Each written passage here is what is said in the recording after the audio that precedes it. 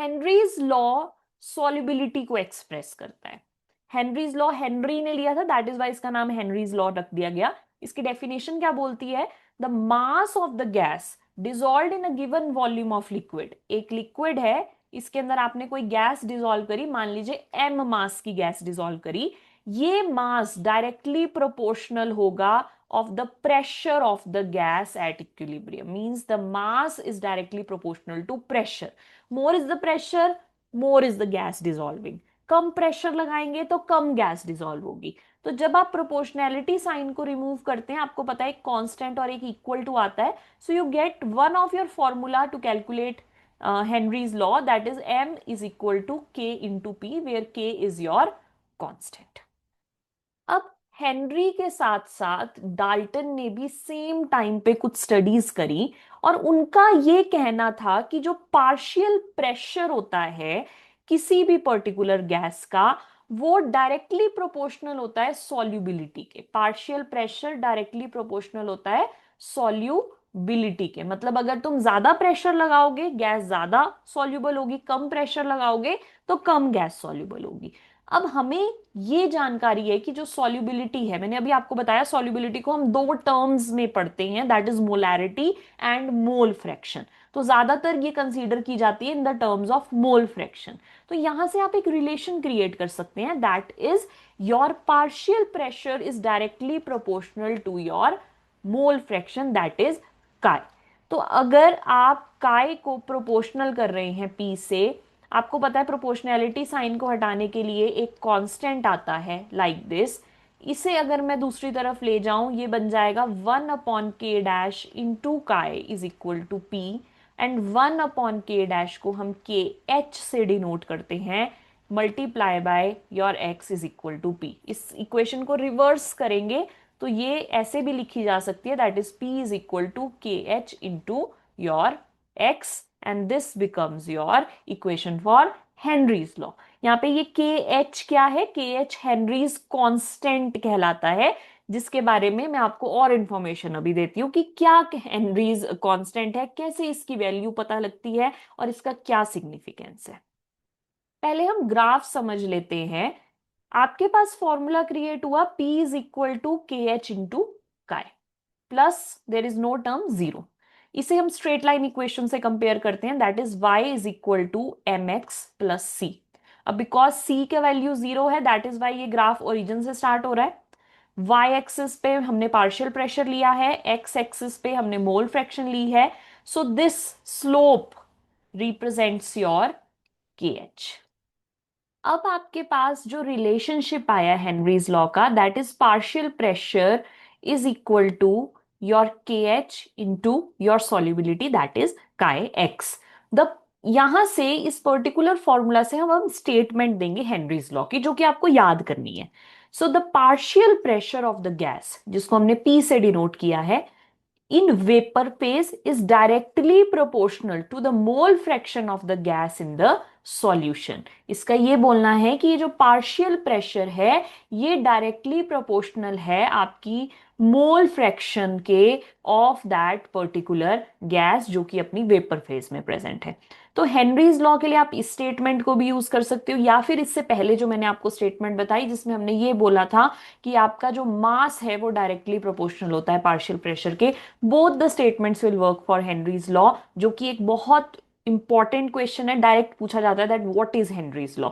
तो आपसे जब भी पूछा जाए what is Henry's law, right the statement, right the formula and make the graph, that's all.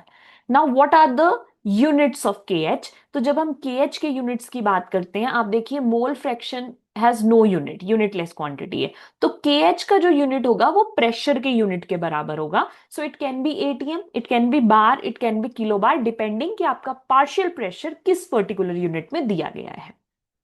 अब कुछ बातें जो आप इस के एच के बारे में जानना चाहेंगे, things that you need to know about the K H. तो पहली बात यह है कि हर एक पर्टिकुलर गैस का जो के एच है वो डिफरेंट होता है, ठीक है। मान लीजिए आपके पास एक पर्टिकुलर सॉल्यूशन है, इसके अंदर आपने कुछ कंपोनेंट्स को मिक्स किया है, ए कंपोनेंट है, बी कंपोनेंट है, तो दोनों ही कंपोनेंट्स आपके सॉल्यूशन में कुछ पार्शियल प्रेशर क्रिएट करेंगे एंड इनके दोनों गैसेस के जो पार्शियल प्रेशर्स आपके पास आएंगे, पी ए के ऊपर और पी बी आएगा, दो प्रेशर्स, ये दोनों के ऊपर आप इंडिविजुअली हेनरीज लॉ को अप्लाई कर सकते हैं। और दोनों गैसेस के लिए जो के एच की वैल्यू होगी वो डिफरेंट होगी। Different gases have different value of K H. ये दो बातें आपको हेनरीज लॉ के बारे में पता होनी चाहिए। Now a very important question. Question is, why aquatic animals feel more comfortable when they are in cold water rather than in hot water? आप ये नोटिस करेंगे कि जो फिशेज हैं वो ठंडे पानी में रहना ज्यादा पसंद करती हैं as compare to hot water. आपको हॉट वाटर में जो स्पीशीज हैं फिशेज की वो बहुत ही रेयर दिखाई देंगी, ठंडे पानी में ज्यादा मछलियां पाई जाती हैं। ऐसा क्यों होता है? देखिए, आपका जो हेनरीज कांस्टेंट है के एच, ये इस बात के ऊपर डिपेंड करता है, it is a function of nature of gas. Okay, so now greater the value of K H, जितनी बड़ी वैल्यू के एच की होगी उतनी ही ज्यादा सॉल्युबिलिटी कम होगी, बिकॉज आपके फॉर्मूला क्या था, P is directly proportional to your solubility था, जिसमें आपने बोला था P is equal to K H into X. अगर मैं के एच को दूसरी तरफ ले जाती हूँ, ये बनेगा P upon K H is equal to your solubility. यहां से आप देख पा रहे हैं कि सॉल्युबिलिटी और के एच ये एक दूसरे के क्या है, ये एक दूसरे के इनवर्सली प्रोपोर्शनल है। तो अगर के एच की वैल्यू ज्यादा होगी तो आपके सॉल्युबिलिटी की वैल्यू कम होगी। अब now relation of your temperature and K H. So the value of K H increases with increase in temperature. तो अगर के टेम्परेचर ज्यादा है तो आपका के एच भी क्या होगा, ज्यादा होगा। और अगर आपका के एच ज्यादा है तो आपकी सॉल्युबिलिटी क्या होगी, सॉल्युबिलिटी कम होगी। तो टेम्परेचर ज्यादा पानी का तो के एच ज्यादा, तो उसके अंदर जो गैस डिजोल्व है वो कम है। तो अगर आपके वाटर में कम ऑक्सीजन डिजोल्व है तो वहां फिशेज इजीली ब्रीथ नहीं कर पाएंगी। दैट इज वाई ज्यादा टेम्परेचर के वाटर में सॉल्युबिलिटी कम होने की वजह से वहां फिशेज नहीं होती या कम होती हैं। रादर देन अगर आपका टेम्परेचर कम होगा तो के एच की वैल्यू भी क्या होगी, कम होगी, जिसकी वजह से सॉल्युबिलिटी क्या होगी, ज्यादा होगी। So less is the temperature, more is the solubility. ये रिलेशनशिप आपको याद रखना है, ये आपकी अदर एप्लीकेशंस में भी यूज होगा। So now you have a direct relation over here, temperature and solubility they are inversely proportional. So ठंडे पानी में ज्यादा गैस डिसॉल्व होती है, दैट इज वाई जो एक्वेटिक फिशेज हैं, एक्वेटिक स्पीशीज हैं, वो ठंडे पानी में ज्यादा पाई जाती हैं। हेनरीज लॉ की कुछ लिमिटेशंस हैं, जैसे कि Henry's law is valid if, कब कब वैलिड होगा, पहला जब प्रेशर लो है। अगर आपका प्रेशर ज्यादा होता है उस केस के अंदर जो लॉ है वो लेस एक्यूरेट हो जाता है, और आपकी जो ग्राफ स्ट्रेट लाइन कर्व बन रहा था हेनरीज लॉ के लिए उसके अंदर आप डेविएशन देख पाते हैं। तो हेनरीज लॉ सिर्फ और सिर्फ लो प्रेशर पे वर्क करता है, हाई प्रेशर पे वो वर्क नहीं करता। दूसरा, अगर आपका temperature is not to low, अगर बहुत ज्यादा कम नहीं है, उस केस के अंदर भी हेनरीज लॉ वैलिड होगा। ठीक है, now gas is not highly soluble. आप खुद सोचिए, अगर गैस वाटर में सॉल्युबल ही नहीं है तो आप हेनरीज लॉ कैसे अप्लाई करेंगे, आप सॉल्युबिलिटी को कैसे पढ़ेंगे, हेनरीज लॉ में सॉल्युबिलिटी तो पढ़ रहे हैं। तो अगर गैस वाटर में सॉल्युबल ही नहीं हो पा रही, we can not study Henry's law. And the last point is कि गैस जो है जब वो लिक्विड में मिल गई है तो ऐसा नहीं होना चाहिए कि वहां जाके वो उसके साथ रिएक्शन कर जाए, एसोसिएशन कर जाए, डिसोसिएशन कर जाए। अगर ऐसा कर जाएगी तो आप एक एक्यूरेट वैल्यू कैलकुलेट नहीं कर पाएंगे। अगर गैस केमिकली एसोसिएट या डिसोसिएट कर जाती है आपके लिक्विड के साथ, उस केस में भी हेनरीज लॉ वैलिड नहीं हो पाता। Now let's talk about the applications of Henry's law. पहली एप्लीकेशन है प्रोडक्शन ऑफ कार्बोनेटेड बेवरेजेस। आपने कभी भी कोई कोल्ड ड्रिंक की बोतल ओपन की होगी, आपने नोटिस किया होगा उसके अंदर से एक फिज क्रिएट होता है। आप इस डायग्राम में भी देख पा रहे हैं, जब ये कोक इस ग्लास के अंदर डाली जा रही है, यहाँ पे एक फिज क्रिएटेड है, झाग जिसको हम कहते हैं। ऐसा soft drink, soda water, beer, इन सबके साथ होता है। और ये गैस किस चीज की होती है, ये कार्बन डाइऑक्साइड की गैस होती है। अब जब आपकी फैक्ट्रीज में ये कोल्ड ड्रिंक्स बनाई जाती हैं तो बेसिकली क्या किया जाता है, सबसे पहले तो इन कोल्ड ड्रिंक्स का टेम्परेचर बहुत कम किया जाता है। आपको भी मैंने बताया कि जब आपका टेम्परेचर कम होगा तो केएच की वैल्यू भी कम होगी और सॉल्युबिलिटी की वैल्यू ज्यादा होगी। तो लो टेम्परेचर पे मोर सॉल्युबल हो पाती है गैस आपके लिक्विड के अंदर। तो जब आपकी कोल्ड ड्रिंक्स ठंडी होती हैं, आपने नोटिस किया होगा, आप जब उस कोल्ड ड्रिंक को पीते हैं आप एक ज्यादा तीखा फ्लेवर आप अपनी टंग पे फील कर पाते हैं, मोर फिज फील कर पाते हैं एज कंपेयर टू अ कम हॉट कोल्ड ड्रिंक।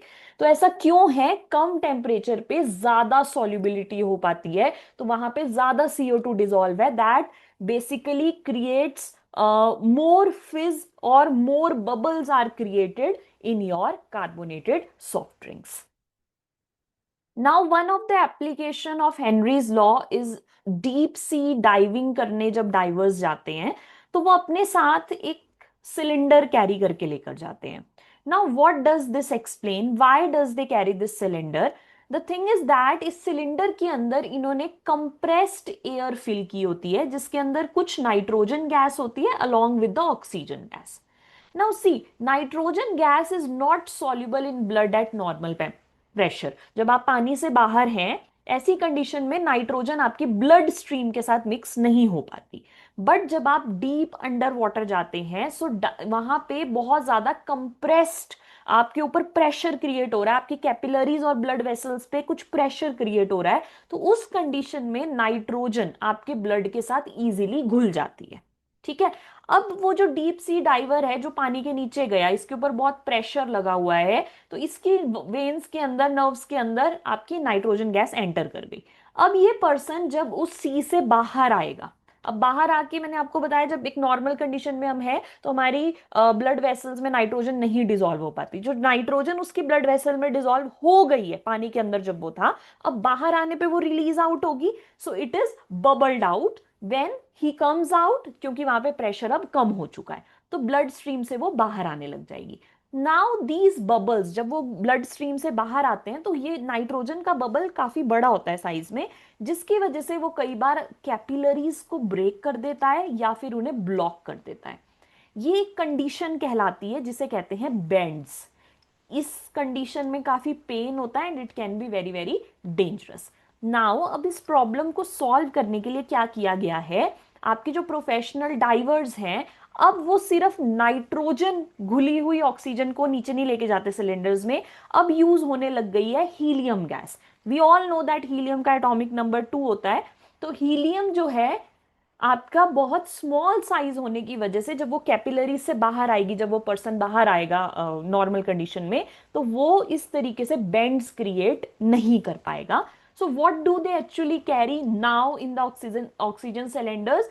11.7% उसमें हीलियम होती है, 56.2% नाइट्रोजन होती है एंड 32.1% ऑक्सीजन होती है। So because helium is less soluble in blood unlike N2, that is why helium atoms they can easily pass through the capillaries, और वो इस तरीके से कैपिलरीज को ना ब्रेक करते हैं ना उन्हें ब्लॉक करते हैं, और जो पर्सन है उसे बेंड्स जो एक कंडीशन कॉज हुई थी नाइट्रोजन की वजह से वो कॉज नहीं होती है।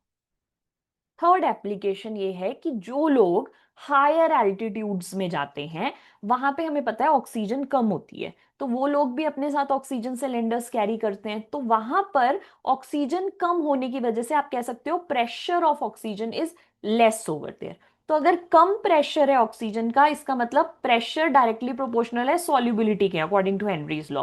तो सॉल्युबिलिटी भी कम होगी, ऑक्सीजन कम आपकी ब्लड वेसल्स में घुलेगा। अब मुझे बताइए, अगर आपकी ब्लड वेसल्स में ऑक्सीजन कम घुल रहा है तो आपके ब्रेन के पास भी ऑक्सीजन कम पहुंचेगी। तो जब ये ऑक्सीजन कम पहुंचेगी आपके ब्रेन के पास तो ये एक कंडीशन कॉज करती है, ब्रेन आपको सोचने में मदद करता है। तो अगर ऑक्सीजन ही ब्रेन पे नहीं पहुंच पा रही, आप अपने सोचने की क्षमता आपकी डिक्रीज हो जाती है, और इससे हम एक कंडीशन कहते हैं जिसे बोलते हैं एग्नोजिया। सो इन ऑर्डर कि आपको एग्नोजिया ना हो, हम अपने साथ ऑक्सीजन सिलेंडर्स कैरी करते हैं जब हम हायर एल्टीट्यूड पे जाते हैं। तो ये कुछ एप्लीकेशंस थी हेनरीज लॉ की। आई होप ये आपको क्लियर हो गई होगी। So that's all about solubility of gases in liquid and solubility of solids in liquid. Next part में हम स्टडी करेंगे सॉल्युबिलिटी लिक्विड इन लिक्विड को, जिसको हम रॉल्ट्स लॉ के अंडर स्टडी करते हैं. That was all about this video. You can see the other parts of this chapter also. Till then, take care, happy learning, and bye bye.